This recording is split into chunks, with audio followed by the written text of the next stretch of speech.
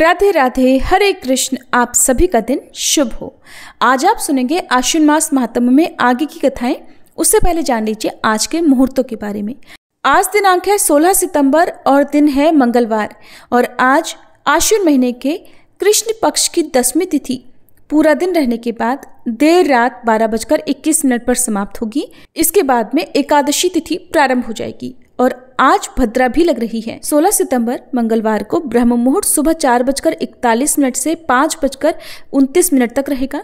सूर्योदय सुबह 6:17 और सूर्यास्त का समय शाम 6:25 होगा। आद्रा नक्षत्र सुबह 6:46 तक रहेगा। बाद में पुनर्वसु नक्षत्र प्रारंभ हो जाएगा और आज राहु काल दोपहर 3 बजे से 4:30 बजे तक रहेगा।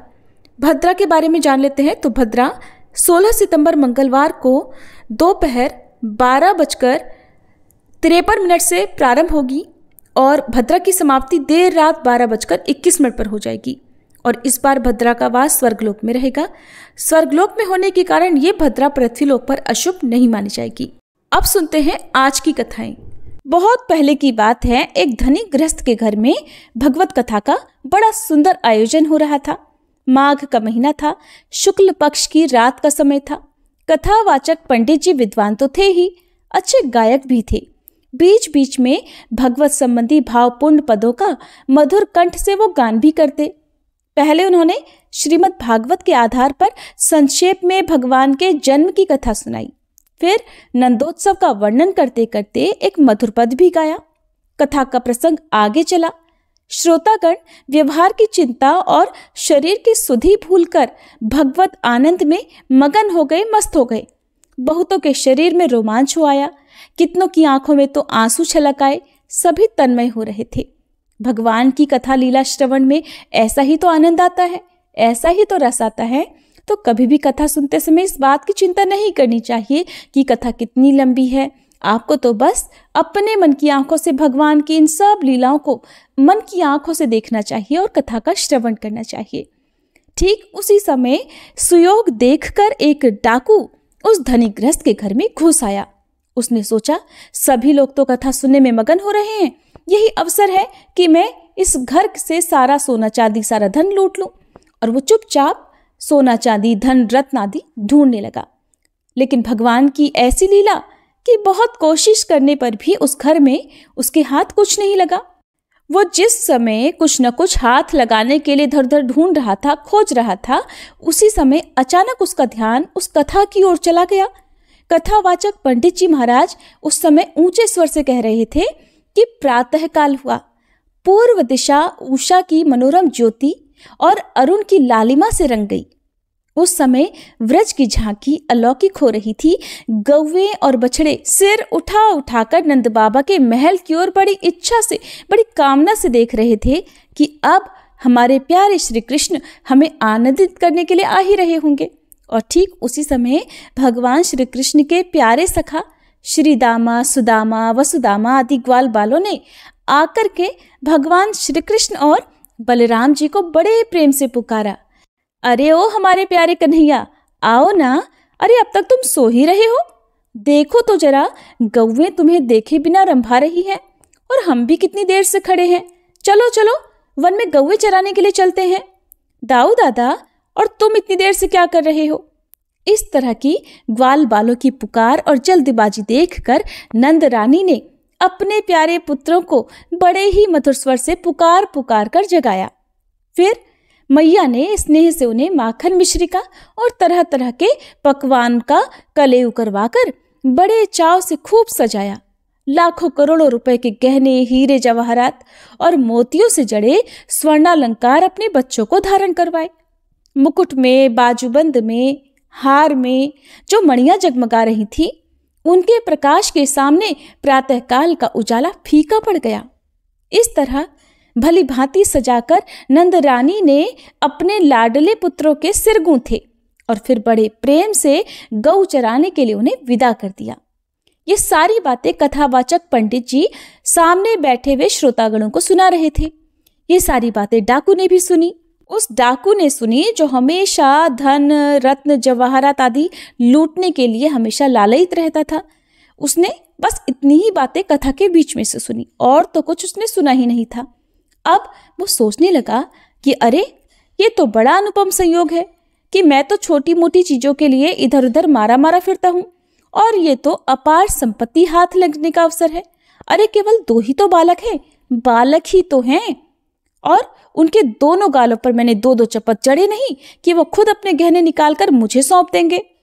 कथा की ये बातें सुनकर अब डाकू के मन में ये बात आ गई, ये बात घर कर गई कि अब तो चाहे कुछ हो जाए, मुझे उन दोनों बालकों को लूटना ही है जो लाखों करोड़ों रुपए के हीरे जवाहरात पहना करते हैं। मैं तो बेकार ही छोटे मोटी चीजों की चोरी किया करता हूँ। ऐसा सोचकर वह डाकू धनी गृहस्थ के घर से बाहर निकल आया और कथा के समाप्त होने की बाट देखने लगा। बहुत रात बीतने पर कथा समाप्त हुई। तब तक वह डाकू टस से मस नहीं हुआ, भूखा प्यासा वहीं इंतजार करता रहा। अब भगवान के नाम और जय जयकार के नारों से सारा आकाश गूंज उठा।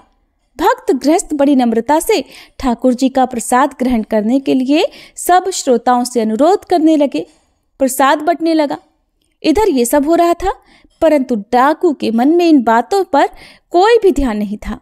वो तो बस रह रहकर कथावाचक की ओर देख रहा था और उसकी आंखें केवल और केवल कथावाचक पंडित जी की गतिविधि पर जमी हुई थी। कुछ समय के बाद प्रसाद पाकर कथावाचक जी अपने डेरे की ओर चले। डाकू भी उनके पीछे पीछे हो लिया। अब जब पंडित जी खुले मैदान में पहुंचे तो डाकू ने पीछे से कुछ कड़े स्वर में पुकार कर कहा, ओ पंडित जी, खड़े रहो। पंडित जी के पास दक्षिणा के रुपए पैसे भी थे। वो कुछ डर कर और तेज चाल से चलने लगे। डाकू ने भी पीछे पीछे दौड़ते हुए कहा, पंडित जी, जहां खड़े हो खड़े रह जाओ, ऐसे भागने से नहीं बच सकोगे। पंडित जी ने देखा कि अब तो छुटकारा ही नहीं है, तो वो लाचार होकर अपनी ही जगह पर ठहर गए। डाकू ने उनके पास पहुंचकर कहा, देखिए पंडित जी, आप जिन कृष्ण और बलराम की बात कर रहे थे, उनके लाखों करोड़ों रुपए के गहनों का वर्णन कर रहे थे, मुझे बताओ जरा उनका घर कहाँ है, और ये भी बताओ कि वो दोनों गौवें चराने के लिए जाते कहाँ हैं। आप सारी बातें ठीक ठीक बता दीजिए, और अगर जरा भी टाल मटोल की ना तो बस फिर देखिए मेरे हाथों में कितना मोटा डंडा है, ये तुरंत आपके सिर के टुकड़े टुकड़े कर देगा। पंडित जी ने देखा कि उसका लंबा चौड़ा दैत्य सा शरीर बड़ा ही बलिष्ठ है, मजबूत हाथों में मोटी लाठी भी है और आंखों से तो क्रूरता टपक रही है। उन्होंने सोचा, हो न हो ये कोई डाकू ही है। फिर बड़ी हिम्मत बटोर कर उन्होंने कहा कि अरे भाई, तुम्हारा उनसे क्या काम है, बताओ। अब की बार डाकू ने थोड़ा और जोर देकर कहा, जरूरत है। पंडित जी बोले, जरूरत? अरे बताने में कुछ अड़चन है क्या भाई? तब डाकू ने कहा, पंडित जी, मैं डाकू हूं और मैं उनके गहने लूटना चाहता हूं। गहने मेरे हाथ लग गए तो आपको भी अवश्य ही कुछ न कुछ दे दूंगा। और देखिए, आप टाल मटोल तो कीजिए मत, जल्दी जल्दी और ठीक ठीक बताइए कहाँ हैं वो लोग। तो पंडित जी ने समझ लिया ये तो वज्र मूर्ख है। अब उन्होंने कुछ हिम्मत करके कहा कि अरे, अब इसमें डर किस बात का है, मैं तो तुम्हें सब कुछ बतला दूंगा, लेकिन यहाँ रास्ते में तो मेरे पास पुस्तक नहीं है, मेरे डेरे पर चलो, पुस्तक देखकर सारा पता ठीक ठीक बतला दूंगा। डाकू धन पाने की इच्छा से उनके साथ साथ चलने लगा। डेरे पर पहुंचकर पंडित जी ने किसी से कुछ नहीं कहा, बस चुपचाप पुस्तक बाहर निकाली और वे डाकू को भगवान श्री कृष्ण और बलराम जी के रूप माधुरी सुनाने लगे। उन्होंने कहा कि श्री कृष्ण और बलराम दोनों के ही चरण कमलों में सोने के सुंदर सुंदर नुपुर हैं, जो अपनी रुंझुन ध्वनि से सबके मन मोह लेते हैं। श्याम वर्ण के श्री कृष्ण पीत वर्ण का और गौर वर्ण के बलराम नील वर्ण का वस्त्र धारण कर रहे हैं। दोनों की कमर में बहुमूल्य मोतियों से जड़ी सोने की करधनी शोभायमान है। गले में हीरे जवाहरात के स्वर्णहार हैं। हृदय पर कौस्तुभ मणि झलमला रही है और ऐसी मणि जगत में कोई दूसरी है भी नहीं। कलाई में रत्न जटित सोने के कंगन, कानों में मणिकुंडल, सिर पर मनोहर मोहन चूड़ा, घुंघराले काले काले बाल, ललाट पर कस्तूरी का तिलक, होठों पर मंद मंद मुस्कान, आंखों से मानो आनंद और प्रेम की वर्षा हो रही है। श्री कृष्ण अपने कर कमलों में सोने की वंशी लिए उसे अधरों से लगाए रहते हैं। उनकी अंग कांति के सामने करोड़ों सूर्यों की कोई गिनती ही नहीं। रंग बिरंगे सुगंधित पुष्पों की माला, तोते की सी नुकीली नासिका, कुंद बीज के समान श्वेत दांतों की पात, बड़ा लुभावना रूप है। अजी, जब वे त्रिभंग ललित भाव से खड़े होते हैं, देखते देखते नेत्र बंद ही नहीं होते। बाकी बिहारी श्री कृष्ण अपनी बांसुरी राधे राधे राधे की मधुर तान छेड़ते हैं, तब बड़े बड़े ज्ञानी भी अपनी समाधि से पिंड छुड़ाकर उसे सुनने के लिए दौड़ पड़ते हैं। यमुना जी के तट पर वृंदावन में कदम्ब वृक्ष के नीचे प्रायः उनके दर्शन मिलते हैं, वन मालाधारी श्री कृष्ण और हलधारी बलराम। तब डाकू ने पूछा, अच्छा पंडित जी, एक बात बताइए, ये सारे गहने मिलाकर कितने रुपयों के होंगे? पंडित जी तो भगवान कृष्ण और बलराम जी के अद्भुत सौंदर्य की झांकी करा रहे थे और उस लुटेरे डाकू का तो ध्यान बस केवल और केवल उनके द्वारा पहने गए जो गहने थे उनका मूल्य ही आंक रहा था। उनका ध्यान केवल और केवल उनके गहनों पर ही था। तब डाकू ने पूछा, अच्छा पंडित जी, ये सारे गहने मिलाकर बताइए तो जरा, कितने रुपए के होंगे? पंडित जी ने कहा, ओहो, इसकी तो कोई गिनती ही नहीं है, करोड़ों अरबों से भी ज्यादा के हैं। तब डाकू ने सोचा, तो फिर क्या जितने गहनों के आपने नाम लिए हैं वो उनसे भी अधिक पहनते हैं? पंडित जी बोले, और तो क्या, संसार की सारी संपत्ति एक और कौस्तुभ मणि एक और, फिर भी कोई तुलना ही नहीं है। अब तो डाकू मन ही मन बड़ा प्रसन्न हुआ। डाकू ने आनंद से गदगद होकर कहा, ठीक है और कहिए, और क्या क्या है? तब पंडित जी बोले, वो मणि जिस स्थान पर रहती है ना, वहां पर सूर्य के समान प्रकाश हो जाता है, बिल्कुल अंधेरा नहीं रह सकता उस जगह पर, और वैसा रतन तो पृथ्वी में कोई और है ही नहीं। डाकू ने कहा, तब तो फिर पंडित जी उसके दाम भी बहुत ज्यादा होंगे। क्या बोले? तो एक बार भलीभांति समझा तो दीजिए। हाँ पंडित जी, एक बात तो मैं भूल ही गया, वो सारे गहने लूटने के लिए मुझे किस ओर जाना चाहिए? पंडित जी ने उस डाकू को सारी बातें फिर से समझा दी। तब डाकू ने कहा, देखो पंडित जी, आपने तो मुझे सारी बात बता दी, अब मैं जल्दी ही उन्हें लूट कर आपको भी आकर कुछ न कुछ जरूर दूंगा। अच्छा एक बात तो बताइए, जहां वो रहते हैं वो जगह यहाँ से ज्यादा दूर तो नहीं है ना? अच्छा एक बात तो बताइए, मैं एक ही रात में पहुंच जाऊंगा वहां पर? अच्छा हाँ, एक और बात बताइए पंडित जी, क्या वो हर दिन कौवे चराने जाते हैं? ऐसा तो नहीं किसी दिन घर पर ही रह जाते हो? पंडित जी ने कहा, हाँ और तो क्या, वो तो हर दिन नियम से कौवे चराने जाते हैं। डाकू के मन में एक डर ये भी लग रहा था कि कहीं वो उन्हें लूटने जाए, उनका इंतजार करते रहे और उस दिन श्री कृष्ण और बलराम गौओं को चराने के लिए ही ना लेकर आए। तो उसने अपने मन का सारा संदेह पंडित जी के माध्यम से दूर करने का प्रयास किया। अब पंडित जी कहने लगे कि वो ठीक प्रातः काल आते हैं, उस समय थोड़ा थोड़ा अंधेरा भी रहता है। तो डाकू कहने लगा कि ठीक है पंडित जी, मुझे सारी बातें समझ में आ गई। हाँ तो अब बताइए जरा, मुझे किधर जाना चाहिए? पंडित जी बोले, ठीक उधर बराबर उत्तर की ओर चले जाओ, तुम्हें वहीं मिल जाएंगे श्री कृष्ण और बलराम। अब तो डाकू पंडित जी को प्रणाम करके वहां से चल पड़ा।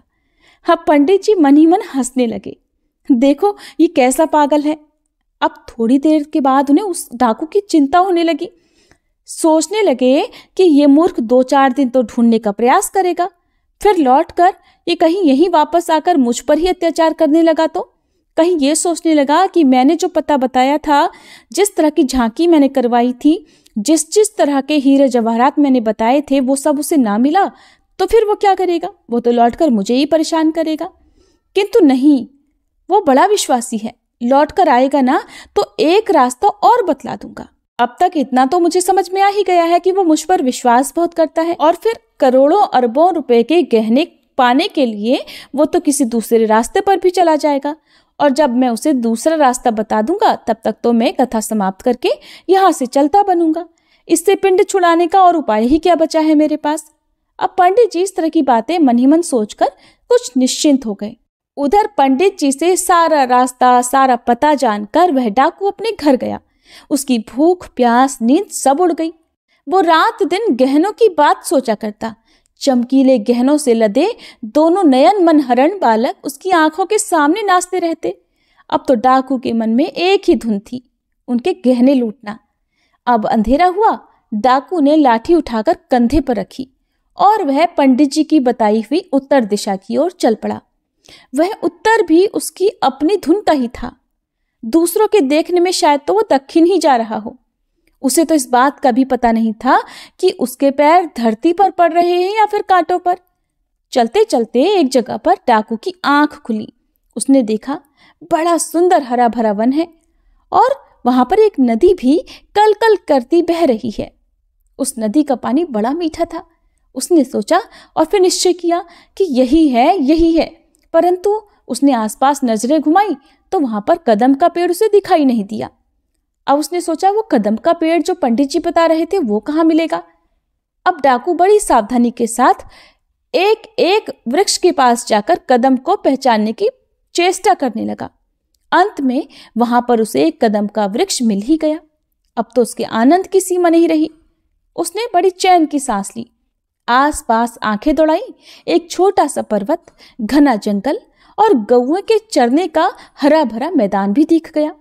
हरी हरी धूप रात के स्वाभाविक अंधेरे में घुल मिल गई थी।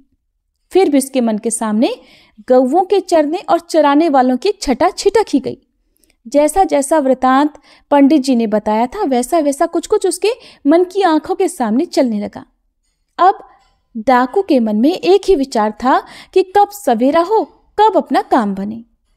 अब वो एक एक क्षण सावधानी से देखता और सोचता कि अब सवेरा होने में भला कितनी देर है। जैसे जैसे रात बीतती वैसे वैसे उसकी चिंता, उद्वेग, उत्तेजना, आग्रह और आकुलता भी बढ़ती जाती। अब वह कदम पर चढ़ गया और देखने लगा कि किसी और उजाला तो नहीं हुआ, कहीं से वंशी की आवाज तो नहीं आ रही है ना। उसने अपने मन को समझाया कि अरे अभी तो सवेरा होने में देर है। मैं जैसे ही वंशी की धुन सुनूंगा वैसे ही उन पर टूट पड़ूंगा, सब कुछ लूट कर ले जाऊंगा, कुछ नहीं छोड़ूंगा। ऐसा सोचता हुआ वह बड़ी उत्कंठा के साथ सवेरा होने का इंतजार करने लगा। देखते देखते मानो किसी ने प्राची दिशा का मुख रोली के रंग से रंग दिया। डाकू के हृदय में आकुलता और भी बढ़ गई। वो पेड़ से कूदकर जमीन पर आया, परंतु वंशी की आवाज सुनाई न पड़ने के कारण फिर से उछलकर कदम पर चढ़ गया। वहां भी किसी प्रकार की कोई आवाज सुनाई नहीं पड़ी, क्योंकि पंडित जी ने तो कहा था कि श्री कृष्ण और बलराम तो उस समय आते हैं जब सुबह का हल्का हल्का सा अंधेरा हो रहा होता है। अब तो सुबह भी होने लगी, किसी का कोई अता पता ही नहीं था। उसका हृदय इंतजार करते करते मानो क्षण पर क्षण फटता जा रहा था। अभी अभी उसका हृदय विहर उठता था, लेकिन ये क्या, उसकी आशा अब पूरी हो गई। दूर, कहीं बहुत दूर से वंशी की सुरीली स्वर लहरी लहरा रही है। सुनते ही वो तो झटपट वृक्ष से ऊंचे से ही कूद पड़ा। हाँ ठीक है, अरे बांसुरी ही तो है ना। अच्छा, ये स्वर तो और पास आता जा रहा है। उसने सोचा पंडित जी ने जो लोग बताए थे, जो श्री कृष्ण और बलराम के बारे में बताया था, वो तो अब इसी दिशा में आ रहे हैं। अब डाकू जो था वो आनंद के आवेश में अपनी सुध-बुध खो बैठा। इतना व्याकुल था वो सब कुछ पाने के लिए कि वो व्याकुलता के मारे मूर्छित होकर धरती पर ही गिर पड़ा। कुछ ही क्षणों में उसकी बेहोशी दूर हुई, आंखें खुली, उठकर खड़ा हो गया। देखा तो पास ही जंगल में एक दिव्य शीतल प्रकाश चारों ओर फैल रहा है। उस मनोहर प्रकाश में दो भुवन मोहन बालक अपने अंग की अलौकिक छटा बिखेर रहे हैं। गौवे और बाल गोपाल उनके आगे आगे कुछ दूर निकल गए हैं। डाकू ने उन्हें देखा, अभी पुकार भी नहीं पाया था कि मनमुग्ध हो गया। आहा, कैसे सुंदर चेहरे हैं, और इनकी आंखों से तो मानो अमृत ही बरस रहा है। इनके तो अंग अंग बहुमूल्य आभूषणों से भरे हैं। हाय, अरे हाय, इतने नन्हे नन्हे सुकुमार बालकों को माँ बाप ने अपनी गौएं चराने के लिए आखिरकार भेज कैसे दिया। ओहो, मेरा तो जी भर आता है, मन चाहता है मैं तो बस और बस केवल इन्हें ही देखता रहूं। अरे ये बालक तो ऐसे मन को मोह रहे हैं कि इनके गहने उतारने की बात तो क्या, इन्हें तो और भी सजाना चाहिए। ना, मैं इनके गहने नहीं छीनूंगा।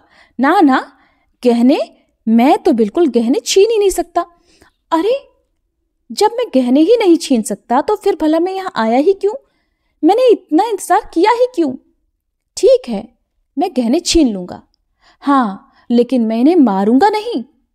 वो डाकू जो एक बार अपने मन में ये सोच रहा था कि करोड़ों अरबों के जो गहने उन्होंने पहने होंगे, अगर वो अपनी मर्जी से नहीं देंगे तो मैं जबरदस्ती उनसे छीन लूंगा, और तब भी ना माने तो 1-2 डंडे उन्हें या चपत उन्हें लगा दूंगा, तब तो वो मुझे गहने दे देंगे।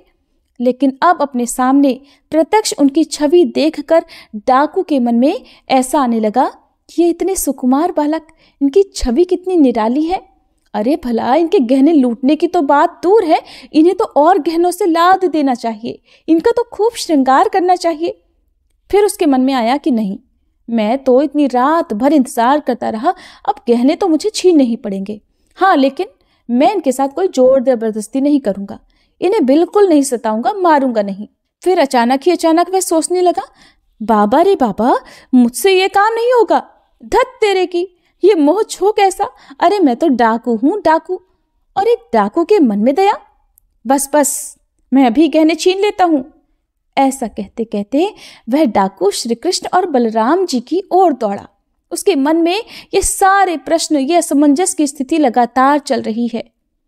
ऐसा कहते कहते जब वह उनकी ओर दौड़ा तो भगवान श्री कृष्ण और बलराम जी के पास पहुंचकर उनका स्वरूप देखते ही एक बार फिर से उसकी चेतना लुप्त हो गई। उसके पैर लड़खड़ाए और वह वहीं गिर पड़ा। फिर उठा, फिर कुछ देर टकटकी लगाई देखता रहा, आंखें आंसुओं से भर आईं। फिर ना मालूम क्या सोचा, हाथ में लाठी लेकर उनके सामने गया और बोला, कहीं से हिम्मत बटोर कर बोला, खड़े हो जाओ, सारे गहने निकाल कर मुझे दे दो। तब श्री कृष्ण कहने लगे, गहने? अरे भला भाई, हम अपने गहने तुम्हें क्यों दें? डाकू कहने लगा, दोगे नहीं? जरा ये मेरी लाठी की ओर देखो। श्री कृष्ण बोले, लाठी से क्या होगा? डाकू कहने लगा, अच्छा क्या होगा? गहना ना देने पर मैं तुम्हारा सिर तोड़ डालूंगा, और क्या होगा? श्री कृष्ण कहने लगे, नहीं, हम लोग तो अपने गहने बिल्कुल नहीं देंगे। अब श्री कृष्ण भी जिद करने लगे, डाकू भी जिद पर अड़ गया। कहने लगा, अभी अभी मैं कान पकड़ के ऐठूंगा और सारे गहने छीन छान कर तुम दोनों को नदी में फेंक दूंगा। अब तो श्री कृष्ण जोर से कहने लगे, बाप रे बाप, बाबा, ओ बाबा। अब तो डाकू ने झपट कर अपने हाथ से श्री कृष्ण का मुंह दबाना चाहा। उसने सोचा कहीं जोर से चिल्लाएंगे तो इनकी सहायता करने के लिए आसपास के लोग ना आ जाए, लेकिन स्पर्श करते ही उस डाकू के सारे शरीर में मानो बिजली कौंध गई, बिजली दौड़ गई हो। वह अचेत होकर धड़ाम से वहीं धरती पर गिर पड़ा। कुछ क्षणों के बाद जब उसे होश आया तब वह श्री कृष्ण से बोला, अरे तुम दोनों कौन हो? मैं ज्यों तुम दोनों को देखता हूं त्यों त्यों तुम मुझे और सुंदर और मधुर और मनोहर क्यों दिख रहे हो? मेरी आंखों की पलकें पड़नी बंद हो गई। हाय हाय, मुझे रोना क्यों आ रहा है? और मेरे शरीर के सारे रोए क्यों खड़े हो गए?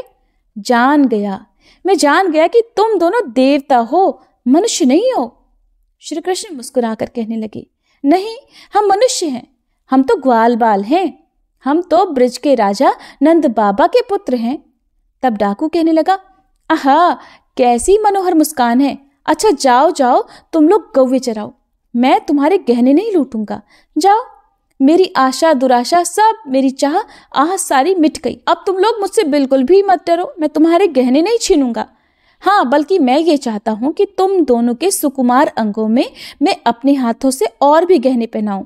जाओ, हाँ, यहाँ से चले जाओ, और फिर एक बार अपने दोनों लाल लाल चरण कमलों को जरा जाने से पहले मेरे सिर पर तो रख दो। हाँ, जरा अपने हाथ तो इधर करो। मैं एक बार तुम्हारी इन सुकुमार हथेलियों का चुंबन करके अपने प्राणों को तुम कर लूं। ओह, तुम्हारा स्पर्श कितना शीतल, कितना मधुर है। मैं धन्य हो गया। तुम्हारे मधुर स्पर्श से मेरे हृदय की ज्वाला शांत हो रही है, सारी आशा अभिलाषाएं मिट गई। जाओ, हाँ, अब तुम दोनों जाओ, मेरी भूख प्यास भी मिट गई। अब तो मुझे कहीं और जाने की इच्छा ही नहीं होती, अब तो मैं यहीं रहूंगा। तुम दोनों रोज इसी रास्ते से जाओगे ना? एक बार, केवल एक क्षण के लिए हर दिन, हाँ ध्यान रखना, हर दिन मुझे दर्शन देकर जाना है। और देखो, भूलना नहीं, किसी दिन आओगे नहीं दर्शन देने के लिए तो याद रखो मेरे प्राण उसी दिन छटपटाकर छूट ही जाएंगे। इसलिए इतना वचन तो देकर जाना कि यहाँ से तुम दोनों हर दिन मुझसे मिलकर जरूर जाओगे। तब श्री कृष्ण कहने लगे कि अच्छा एक बात बताओ, अब तुम हम लोगों को मारोगे तो नहीं? और ये हमारे गहने तो नहीं छीन लोगे? हाँ, ऐसी प्रतिज्ञा करो तो हम लोग प्रतिदिन आ सकते हैं। डाकू ने सोचा, प्रतिज्ञा? अरे भगवान की शपथ, मैं तुम लोगों को कभी नहीं मारूंगा। तुम्हें मार सकता है भला इस संसार में कोई? अरे तुम्हें तो देखते ही सारी शक्ति ही गायब हो जाती है, मन ही हाथ से निकल जाता है, फिर तुम्हें कौन मारे, कैसे मारे? अच्छा तुम लोग जाओ, मैं तुम्हें कुछ नहीं कहूंगा। तब श्री कृष्ण कहने लगे, अच्छा तुम आए तो थे हमें लूटने के लिए, और तुम हमें अब लूटना भी नहीं चाहते, तुमने हमें मारा भी नहीं। अच्छा अगर हम तुम्हें अपना कोई गहना दे जाए, खुद से ही सारे गहने दे जाएं, तो क्या तुम ले लोगे? डाकू ने सोचा, गहने? अब भला गहने क्या करेंगे? अब तो मुझे कुछ भी नहीं चाहिए, अब तो मेरे अंदर लेने की इच्छा ही समाप्त हो गई। तब श्री कृष्ण कहने लगे, अरे क्यों नहीं, ले लो, हम अपनी इच्छा से तुम्हें दे रहे हैं। डाकू कहने लगा, तुम दे रहे हो? तुम मुझे दे रहे हो? अच्छा तब तो मुझे लेना ही पड़ेगा, लेकिन जब तुम दोनों वापस अपने घर जाओगे और तुम्हारे गहने सारे गायब होंगे, तब तो तुम्हारे माँ बाप तुम पर नाराज होंगे और तुम्हें फिर मारेंगे, तब क्या होगा?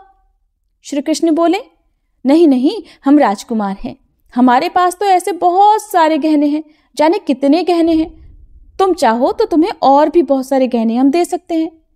डाकू कहने लगा, मैं क्या करूंगा? हाँ, परंतु तुम्हारी बात टाली भी तो नहीं जा सकती, अब तुमने कहा है ना, तो तुम्हारे पास गहने हैं, तो फिर एक बात बताओ, क्या तुम्हारे पास और बहुत सारे गहने हैं? अच्छा सच बताओ। श्री कृष्ण कहने लगे, है नहीं तो क्या हम बिना हुए ही दे रहे हैं? लो तुम पहले इन गहनों को ले जाओ, हमारे पास बहुत सारे गहने हैं, तुम हमारे गहनों की चिंता मत करो। भगवान श्री कृष्ण अपने शरीर से गहने उतार उतार कर उस डाकू को देने लगे। तब डाकू ने कहा, देखो भाई, अगर तुम देना ही चाहते हो तो मेरा ये दुपट्टा ले लो और इसमें अपने हाथों से बांध दो, किंतु देखो लाला, अगर तुम मेरी इच्छा जानकर बिना मन के दे रहे हो तो मुझे ये गहने नहीं चाहिए। मेरी इच्छा तो बस एक यही है कि रोज एक बार तुम्हारे मनोहर मुखड़े को मैं देख लिया करूं और एक बार तुम्हारे चरण कमलों से अपने सिर का स्पर्श कर लिया करूं। श्री कृष्ण कहने लगे, नहीं नहीं, बेमन की बात कैसी?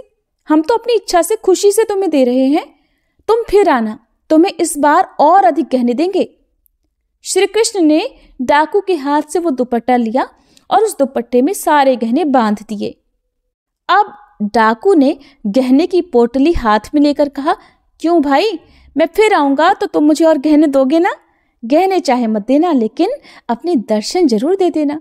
श्री कृष्ण ने कहा, अवश्य, गहने भी देंगे और दर्शन दोनों देंगे। अब डाकू बड़ी खुशी से गहने लेकर अपने घर के लिए रवाना हुआ। डाकू आनंद के सागर में डूबता उतराता घर लौटा।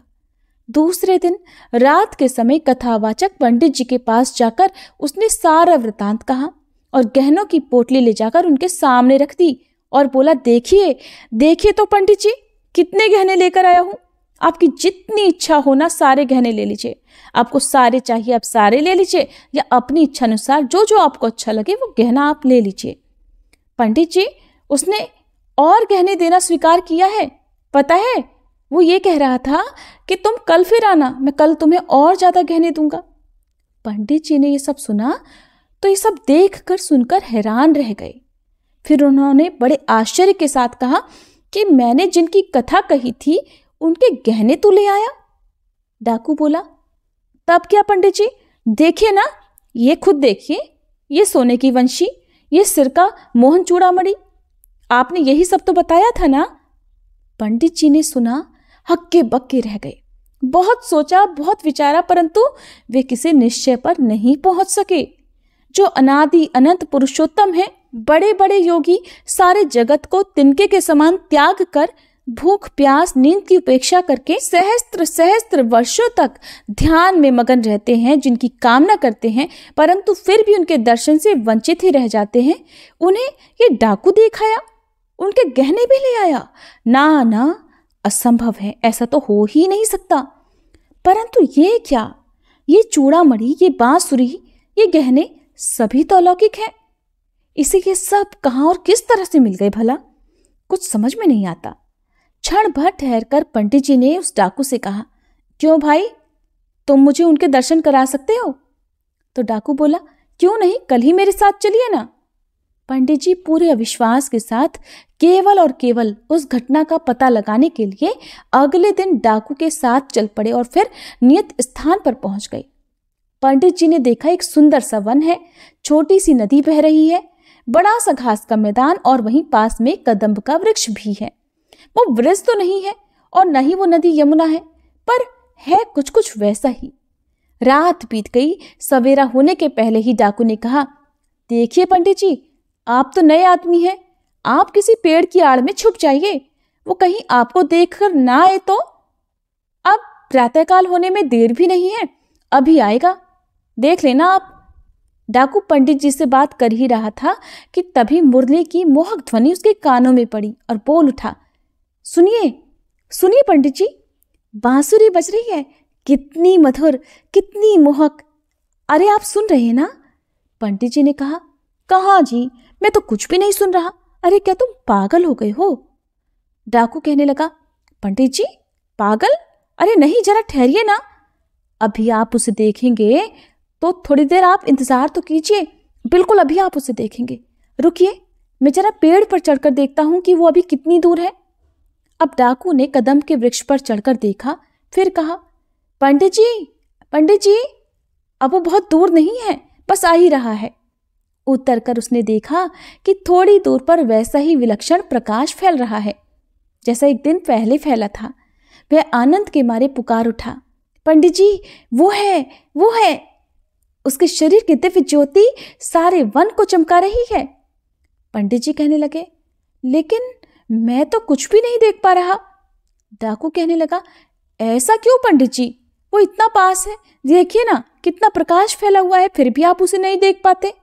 अजी, आप जंगल, नदी, नाला सब कुछ देख रहे हैं और उसको नहीं देख पा रहे। पंडित जी बोले, हाँ भाई, मैं तो नहीं देख पा रहा। देखो, अगर सचमुच वे हैं तो तुम जरा उनसे कहो कि आज तुम जो देना चाहते हो वो सब इसी ब्राह्मण के हाथ पर दे दो। डाकू ने स्वीकार कर लिया। अब तक भगवान श्री कृष्ण और बलराम जी डाकू के पास आकर खड़े हो गए थे। डाकू ने कहा, आओ आओ, मैं आ गया हूं, मैं तो तुम्हारा ही इंतजार कर रहा था, तुम्हारी ही बाट चो रहा था। श्री कृष्ण ने कहा, गहने लोगे? डाकू ने कहा, नहीं भाई, आज मैं गहने नहीं लूंगा, जो तुमने दिए थे वो भी तुम्हें ही देने के लिए लौटा लाया हूं। तुम अपना सब कुछ ले लो, लेकिन भैया ये पंडित जी मेरी बात पर विश्वास नहीं कर रहे। इन्हें विश्वास कराने के लिए ही मैं इन्हें अपने साथ लिवा कर लाया हूं। मैं तो तुम्हारी वंशी की ध्वनि सुन रहा हूं, तुम्हारी अंग कांति से चमकते हुए वन को देखता हूं, तुम्हारे साथ बातचीत करता हूं, परंतु ये पंडित जी सब कुछ देख सुन नहीं पा रहे जो मैं देख पा रहा हूं। अगर तुम इन्हें नहीं दिखोगे ना तो ये मेरी बात पर विश्वास नहीं करेंगे। श्री कृष्ण बोले, अरे भैया, अभी ये मेरे दर्शन के अधिकारी नहीं हुए हैं, बूढ़े, विद्वान या फिर पंडित हैं तो क्या हुआ? डाकू बोला, नहीं भाई, मैं बलिहारी जाऊं तुम पर, उनके लिए जो कहो वही कर दूं, परंतु एक बार, बस एक बार इन्हें अपनी बाकी झांकी जरूर दिखा दो। श्री कृष्ण ने हंसकर कहा, अच्छी बात, तुम मुझे और पंडित जी को एक साथ ही स्पर्श करो। डाकू के ऐसा करते ही पंडित जी की दृष्टि दिव्य हो गई और फिर उन्होंने मुरली मनोहर पीतांबरधारी श्याम सुंदर की बाकी झांकी के दर्शन किए। फिर तो दोनों निहाल होकर भगवान के चरणों में गिर पड़े। प्रेम से बोलिए, बांके बिहारी लाल की जय। कृष्ण नगर के पास एक गांव में एक ब्राह्मण देवता रहते थे। वे पुरोहिती का काम करते थे। एक दिन यजमान के यहाँ पूजा कराकर घर लौटते समय उन्होंने रास्ते में देखा कि एक मालिन यानी साग बेचने वाली एक और बैठकर साग बेच रही है। भीड़ लगी हुई थी, कोई साग तुलवा रहा है तो कोई मोल भाव कर रहा है। पंडित जी रोज उसी रास्ते जाते और साग वाली को भी वहीं बैठा देखते। एक दिन किसी जान पहचान के आदमी को साग खरीदते देखकर पंडित जी भी जाकर वहीं खड़े हो गए। उन्होंने क्या देखा कि साग वाली के पास एक पत्थर का बाट है, उसी से वो 5 सेर वाले को 5 सेर और 1 सेर वाले को 1 सेर साग तौल रही है। एक ही बाट सब तौलों में समान काम देता है। देखकर पंडित जी को बड़ा आश्चर्य हुआ। फिर उन्होंने साग वाली से पूछा कि एक बात तो बताओ, तुम इस एक ही पत्थर के बाट से सबको साग तौलकर कैसे दे देती हो? कोई कम लेता है, कोई ज्यादा लेता है, क्या सबका वजन ठीक उतरता है? तब पंडित जी के परिचित व्यक्ति ने कहा, हाँ पंडित जी, ये बड़े अचरज की बात है। हम लोगों ने कई बार इससे लिए हुए साग को दूसरी जगह तौल कर आजमाया, लेकिन हर बार पूरा वजन उतरा, कभी कोई कमी नहीं दिखाई दी। पंडित जी ने कुछ रुक कर साग वाली से कहा, बेटी, क्या ये पत्थर तुम मुझे दोगी? साग वाली बोली, नहीं बाबा जी, मैं ये पत्थर आपको नहीं दे सकती। मैंने तो बड़ी मुश्किल से इस पत्थर को प्राप्त किया है। अक्सर मेरे सेर बटखरे खो जाते तो घर जाने पर माँ और फिर बड़े भाई मुझे खूब मारते। 3 साल पहले की बात है, मेरे सेर बटखरे खो गए और फिर मैं अपने घर गई तो बड़े भाई ने मुझे मारा। मैं रोती रोती घाट पर आकर बैठ गई और मन ही मन भगवान को पुकारने लगी। इतने में ही मेरे पैर के पास ये पत्थर लगा। मैंने इसको उठाकर ठाकुर जी से कहा, महाराज, मैं तोलना नहीं जानती, आप ऐसी कृपा करें जिससे इसी से सारे तौल हो जाएं। बस तभी से मैं इसे अपने पास रखती हूँ। अब मुझे अलग अलग बटखरों की जरूरत ही नहीं होती, इसी से सारे काम निकल जाते हैं। जो जितना साग मांगता है मैं इसी बाट से तोल कर उन्हें साग दे देती हूँ। अब आप ही बताइए पंडित जी, ऐसे बटखरे को, ऐसे बाट को मैं आपको कैसे दे दूं? तब पंडित जी कहने लगे कि मैं तुम्हें इसके बदले में बहुत सारे रुपए दूंगा। साग वाली ने पूछा, कितने रुपए दोगे तुम? मुझे वृंदावन का खर्च दे दोगे? सब लोग वृंदावन गए हैं, एक मैं ही हूं जो नहीं जा सकी हूं। तब ब्राह्मण देवता ने पूछा, बताओ कितने रुपए में तुम्हारा काम होगा? तब साग वाली बोली, पूरे 300 रुपए चाहिए। ब्राह्मण बोले, अच्छा बेटी, अब ये तो बताओ तुम इस शिला को रखती कहाँ हो? साग वाली ने कहा, इस टोकरी में रखती हूं मैं बाबा जी, और कहाँ रखूंगी? उसने अपनी टोकरी की तरफ इशारा किया। अब ब्राह्मण देवता घर लौट गए और चुपचाप बैठे रहे। ब्राह्मणी ने उन्हें इस तरह से देखा तो पति से पूछा, आज आप इस तरह उदास क्यों बैठे हो और बहुत देर हो गई है? तब ब्राह्मण ने कहा, आज मेरा मन खराब हो रहा है, मुझे 300 रुपए की जरूरत है। तब उनकी पत्नी ने कहा, इसमें भला कौन सी बात है? आपने ही तो मेरे गहने बनवाए थे। अगर आपको कोई विशेष जरूरत हो तो आप इन्हें ले लीजिए, इन्हें ले जाइए, होना होगा तो फिर हो जाएगा। ऐसा कहकर ब्राह्मणी ने गहने उतार दिए। ब्राह्मण ने गहने बेचकर रुपए इकट्ठे किए और दूसरे दिन सुबह सवेरे जाकर साग वाली के पास पहुंच गए और उसे रुपए गिनकर दे दिए और बदले में उस शिला को ले लिया। अब गंगा जी पर जाकर उन्होंने पहले उस शिला को अच्छी तरह धोया और फिर नहा धोकर वे घर लौट आए। इधर पीछे से एक छोटा सा सुकुमार बालक आकर ब्राह्मणी से कह गया, पंडिताइन जी, तुम्हारे घर तो ठाकुर जी आ रहे हैं, घर को अच्छी तरह झाड़ बुहार कर ठीक कर लो। सरल हृदया ब्राह्मणी ने घर साफ करके उसमें पूजा की सामग्री सजा दी। आकर घर में ब्राह्मण देवता ने देखा तो उन्हें बड़ा आश्चर्य हुआ कि इतनी साफ सफाई घर में आज कैसे है, सजावट कैसे है। ब्राह्मणी से पूछा तो पूछने पर उसने छोटे बालक के आकर कह जाने की सारी बात पंडित जी को सुना दी। सुनकर तो पंडित जी को और भी आश्चर्य हुआ। अब पंडित जी ने शिला को सिंहासन पर पधराकर उसकी पूजा की, फिर उसे ऊपर आले में पधरा दिया। अब रात को भगवान ने सपने में दर्शन देकर ब्राह्मण से कहा कि तू मुझे जल्दी लौटा, नहीं तो तेरा भला नहीं होगा, सर्वनाश हो जाएगा। तो ब्राह्मण ने कहा, जो कुछ भी हो मैं तुमको लौटाऊंगा नहीं। अब ब्राह्मण घर में जो कुछ भी पत्र पुष्प मिलता उसी से पूजा करने लगे। 2-4 दिन बाद फिर स्वप्न में आकर भगवान ने कहा, मुझे फेंका, नहीं तो तेरा लड़का मर जाएगा। ब्राह्मण ने कहा, मर जाने तो, लेकिन मैं तुम्हें नहीं फेंकूंगा। महीना पूरा बीतने भी नहीं पाया था कि एक दिन ब्राह्मण का इकलौता पुत्र मर गया। कुछ दिनों के बाद फिर स्वप्न आया कि अब भी मुझे वापस दे आ, नहीं तो तेरी लड़की मर जाएगी। दृढ़ निश्चयी ब्राह्मण ने पहले वाला ही जवाब दिया और फिर विधाता का विधान कि कुछ दिनों के बाद उनकी लड़की भी मर गई। अब की बार फिर से भगवान ने स्वप्न में आकर कहा कि इसको वापस करा, नहीं तो तेरी पत्नी मर जाएगी। ब्राह्मण देवता ने इस बार भी वही उत्तर दिया और अब की बार उनकी पत्नी भी मर गई। इतने पर भी ब्राह्मण अचल अटल रहा। लोगों ने समझा ये पागल हो गया है। कुछ दिन बीतने पर भगवान ने फिर स्वप्न में कहा, देख, अब भी मान जा, मुझे लौटा दे, नहीं तो 7 दिनों में तेरे सिर पर बिजली गिरेगी। ब्राह्मण बोले, गिरने दो, मैं तुम्हें उस साग वाले की गंदी टोकरी में नहीं रखने वाला। तब ब्राह्मण ने एक मोटे कपड़े में लपेटकर भगवान को अपने माथे पर मजबूती से बांध लिया। वे अब हर समय उन्हें इसी तरह बांधे रखते। कड़कड़ाकर बिजली कौंधती, नजदीक आती पर लौट जाती। अब जो समय भगवान ने बिजली गिरने का बता रखा था, उस दिन के आने में 3 दिन ही शेष रह गए। एक दिन ब्राह्मण गंगा जी के घाट पर संध्या पूजन कर रहे थे कि 2 सुंदर बालक उनके पास आकर जल में कूदे। उनमें एक सांवला था, दूसरा गोरा था और उनके शरीर पर कीचड़ लिपटा हुआ था। वे इस ढंग से जल में कूदे कि जल उछलकर ब्राह्मण के शरीर पर गिरा। तो ब्राह्मण ने कहा, अरे तुम लोग कौन हो भैया, और कहाँ इस तरह जल में कूदा जाता है? देखो तो जरा, मेरे शरीर पर जल पड़ गया, और इतना ही नहीं, मेरे भगवान पर भी छींटे पड़ गए। तुम देखते नहीं मैं पूजा कर रहा था। तो बच्चों ने कहा, ओहो, तुम्हारे भगवान पर भी छींटे लग गए। हमने देखा नहीं बाबा, तुम गुस्सा मत होना। पंडित जी ने कहा, नहीं भैया, मैं गुस्सा कहाँ होता हूँ। अच्छा बताओ तो सही, तुम किसके लड़के हो? ऐसा सुंदर रूप तो मैंने कभी नहीं देखा।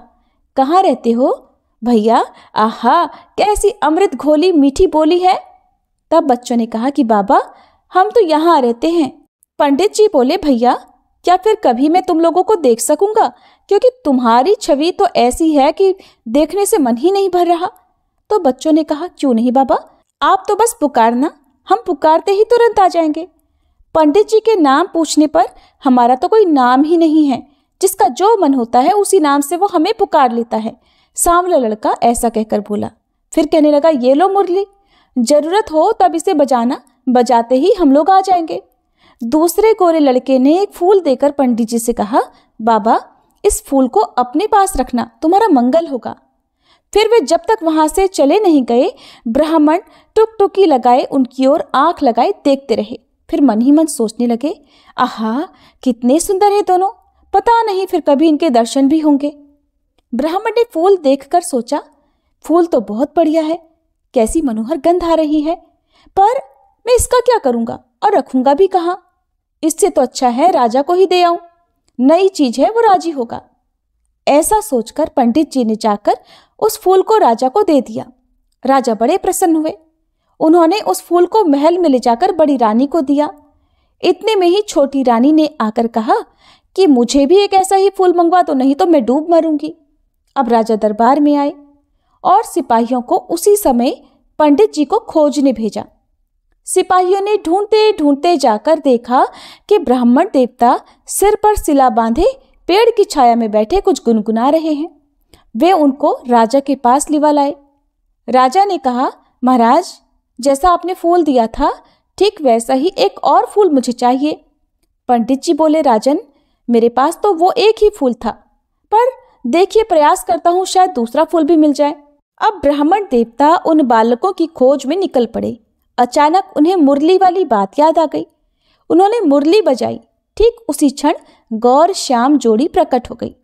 ब्राह्मण देवता रूप माधुरी के पान में मतवाले हो गए। कुछ देर बाद जब उन्हें होश आया तो उन्होंने कहा, भैया वैसा एक फूल और मुझे चाहिए।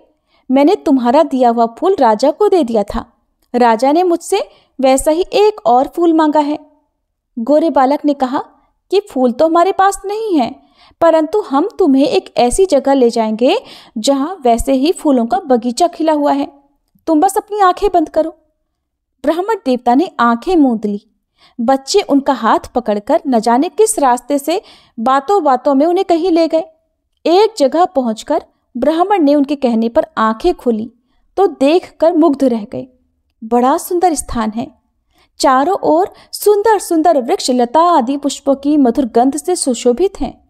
बगीचे के बीच में एक बड़ा मनोहर महल है। ब्राह्मण ने देखा तो वे बालक वहां से गायब थे। वे साहस करके आगे बढ़े। महल के अंदर जाकर देखते हैं सब ओर से सुसज्जित बड़ा सुरम्य स्थान है। बीच में एक दिव्य रत्नों का सिंहासन है, लेकिन सिंहासन खाली है। पंडित जी ने उस स्थान को मंदिर समझकर प्रणाम किया। उनके माथे में बंधी हुई ठाकुर जी की शिला खुलकर फर्श पर पड़ गई और जैसे ही पंडित जी ने उसे उठाने को हाथ बढ़ाया कि शिला फटी और उसमें से भगवान लक्ष्मी नारायण प्रकट होकर शून्य सिंहासन पर विराजमान हो गए। तब भगवान नारायण ने मुस्कुराते हुए ब्राह्मण से कहा कि हमने तुमको कितने दुख दिए, पर तुम तो अटल रहे। दुख पाने पर भी तुमने हमें कभी छोड़ा ही नहीं, पकड़े ही रहे। इसी से हम तुम्हें सशरीर यहाँ ले आए हैं। जो भक्त स्त्री, पुत्र, घर, गुरुजन, प्राण, धन, इहलोक और परलोक सब कुछ छोड़कर हमारी शरण में आ गए हैं, भला हम उन्हें कैसे छोड़ सकते हैं? इधर देखो, ये खड़ी है तुम्हारी सहधर्मिणी, तुम्हारी कन्या और तुम्हारा पुत्र भी। ये सब भी मुझे प्रणाम कर रहे हैं। अब तुम सबको मेरी प्राप्ति हो गई है। तुम्हारी एक ही दृढ़ता से सारा परिवार मुक्त हो गया है। तो ऐसी है भगवान की भक्ति। एकमात्र ब्राह्मण देवता की भक्ति ने उनके पूरे परिवार का उद्धार कर दिया। तो भगवान की भक्ति करने वाले को ही अकेले एकमात्र भगवान की प्राप्ति नहीं होती, बल्कि उनके साथ रहने वाले जितने भी व्यक्ति हैं, उनके परिवारजन, उनके मित्र, बंधु बांधव, उन सब की ही मुक्ति हो जाती है और उन सब को भी भगवान के धाम की प्राप्ति होती है।